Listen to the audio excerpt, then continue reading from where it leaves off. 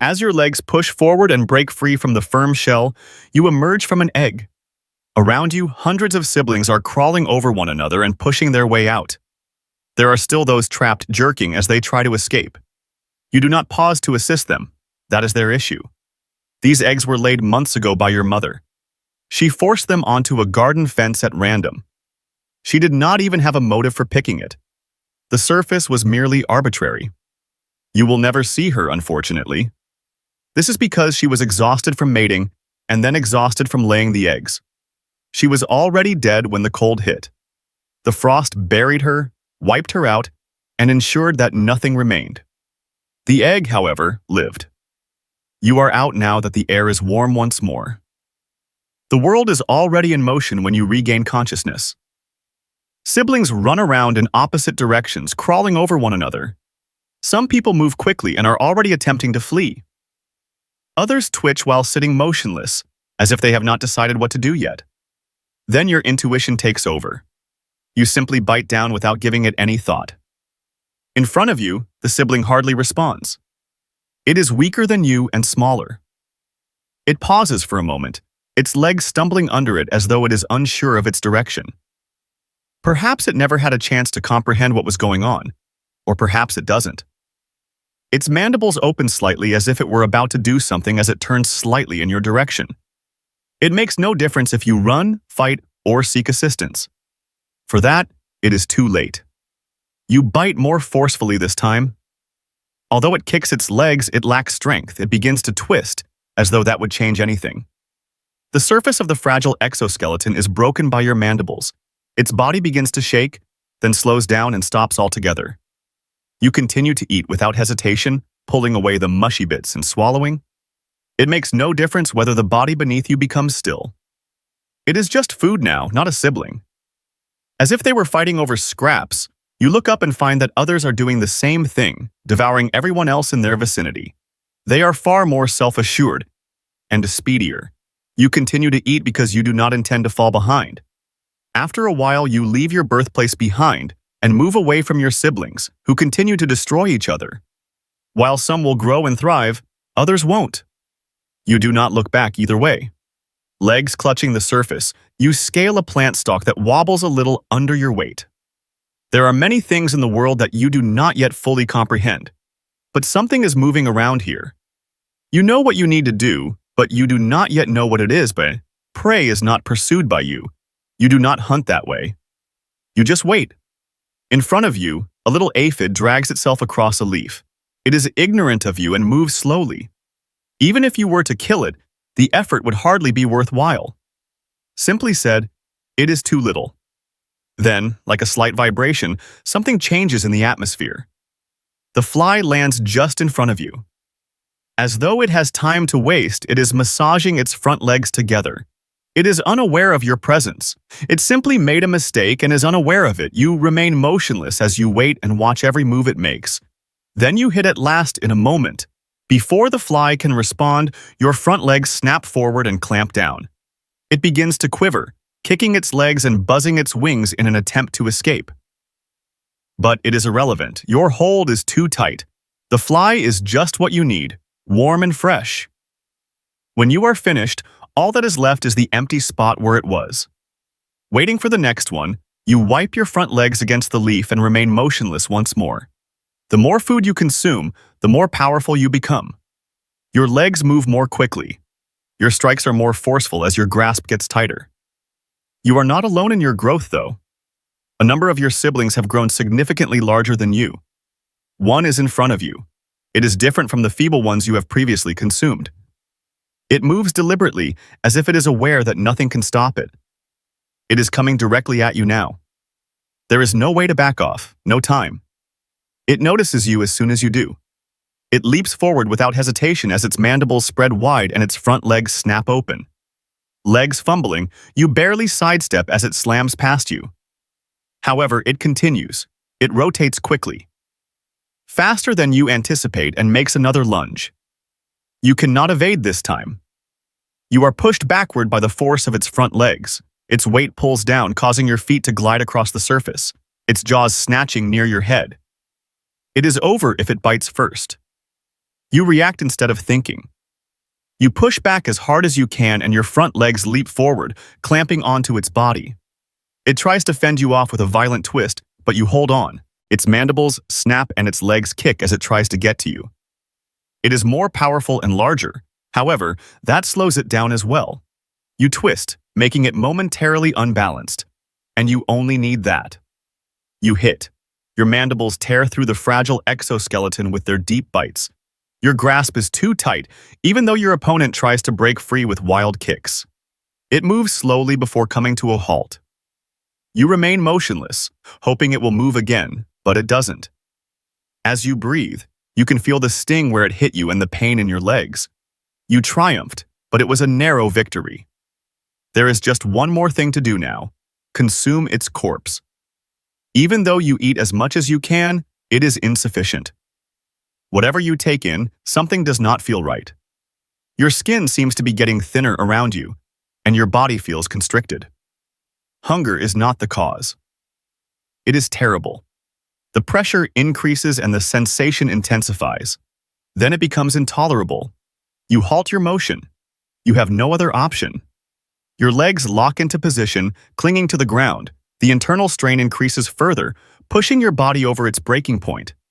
Then something breaks. Down your back, your skin rips open. As you press forward, the old exoskeleton rips off, and you pull yourself free. Your legs extend out of their old shells as they pass through. It is exhausting, but since you are suddenly vulnerable, there is no time to relax. Your body is too weak to flee and too soft to fight, and you will not live if you are attacked right now. Legs shaking, you wait while the new exoskeleton solidifies around you. Minutes go by, followed by seconds. And as time passes, your body becomes considerably stronger and more rigid, locking into place. The emotion has vanished, the constriction, the strain, it is over. You shift, you feel stronger, faster, and better after testing your legs. It will not be the last time, though. You will molt once more. You will get bigger each time, and your instincts will get much better. But there is only one thing to do for the time being. Look for more food. While there are advantages to being larger, it also means that you are more hungry than before. One fly will no longer enough. Something larger is required. Hunting has changed over time. Aphids and flies are examples of little prey that hardly satisfy you. You go on to more ambitious goals. Crickets, beetles, and moths. Some are simple. The moment your legs snap around a slow-moving beetle, it is no longer a threat.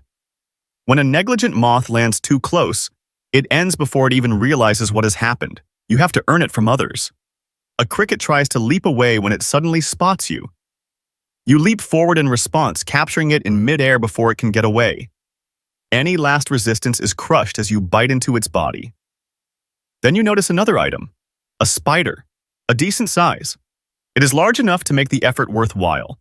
It is waiting for something smaller to be caught while it is at rest on its web. This time, it is unaware that it is the target of the hunt. You keep your body low and move gently, taking your time with each step. Before it recognizes what is occurring, you must come close. It will not even have time to defend itself after one clean hit. Then something behind you moves. You see it right away. You can turn your head all the way around, not because you heard it. You turn around and catch it in time. It is a wasp. You do not hesitate because it is flying directly at your head, ready to sting, and it is swift and lethal. You hit first as soon as it approaches.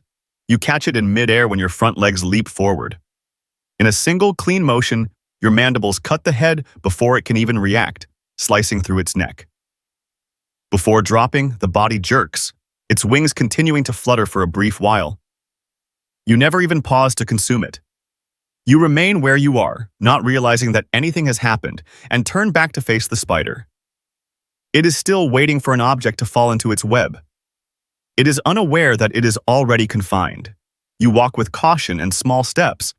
The search could go against you if you make one mistake. However, you are more knowledgeable. You do not even consider it. Then you hit.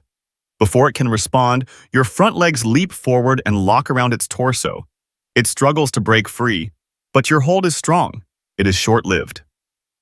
The spider falls with you as the web trembles. It strikes the floor, under its torso, its legs folding. You do not hold out. Something else will be eaten if you do not eat it now. You burst through the shell by grabbing grip and biting down. You pull off bits of the still fresh body and devour quickly before anyone else notices. Everything is gone by the time you finish. Nothing for another hunter to steal, no leftovers, no scraps. After washing your front legs, you continue. Hunting for more is a constant. You have one objective if you are a man. Find a woman before you pass away. You no longer hunt. You avoid conflict. The only thing on your mind is the aroma urging you on. It is instinct. You must adhere to it. The same is being done by others. Birds kill some of them. A few land in webs. Some simply fail to arrive on time. But you continue. Then you locate her. She is enormous, greater than you, more powerful than you, and entirely preoccupied with eating. That is excellent. There is a chance if she is not listening. You will be dead before you are even near if she finds out too soon. You move with caution. Avoid going too quickly or too slow. She will grab you if you show up too soon. You will run out of time if you wait too long. Then you are sufficiently close. You take action. She allows you to approach close if you are lucky. You mount her back, legs firmly grasping. Being as motionless as you can. She does not respond. She is preoccupied with eating. You also take a chance. Hold on, buddy, and you go as soon as you are finished. Before she even notices that you are there, you take off. Legs still trembling, you vanish into the bushes, yet you are still alive. You just accomplished the impossible. However, that encounter takes a totally different turn if you are unlucky. She sees you. Perhaps you move too slowly. She might not have been sufficiently filled. In any case, she rotates as soon as she feels you on her back. It is already over, yet you freeze. Her front legs lock you in place by clamping down. You fight, you kick, you try to get away, but you can't. She is the first to bite. The world becomes dark. She continues to eat as if nothing had occurred.